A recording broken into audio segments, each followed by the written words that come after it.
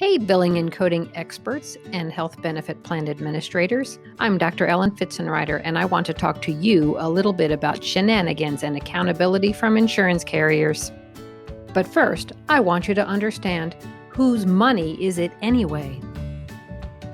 Did you know that in most states, a single carrier is responsible for the processing of the majority of all health insurance claims? Check out this AMA PDF and look at the tables. Go ahead, screenshot it. It's important for you to realize that when you see a logo on someone's insurance card, it doesn't mean that that patient has insurance directly with that insurance carrier. In fact, over 60% of the time, they don't. Let me show you. For example, in Virginia, Anthem Blue Cross Blue Shield is just a third-party administrator for a majority of the claims that they process. Depending on the geographic location of the provider, each office has their own unique patient demographic, and therefore the primary carrier processes claims for different self-funded entities as well as their own insureds. The Virginia State Corporation Commission Bureau of Insurance only has authority over actual Anthem insureds, and in the case of most offices, this is a very small percentage of their patients. When I was practicing, it turns out that only 1% of my patients actually fell under the jurisdiction of this Virginia government entity and was able to respond if I had a problem. And I had big problems. In fact, over 100 chiropractors had big problems.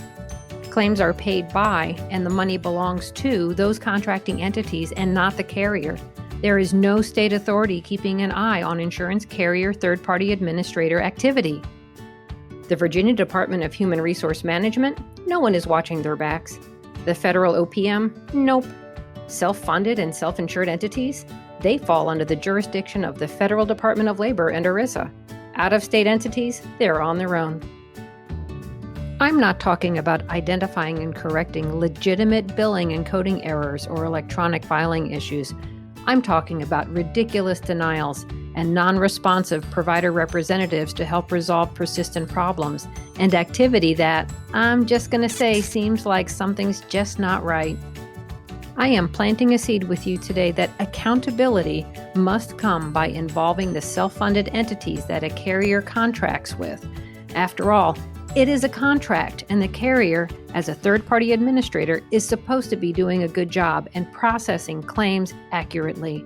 When they're not, and if it impacts insured's access to the benefits they are paying for, that's a big problem.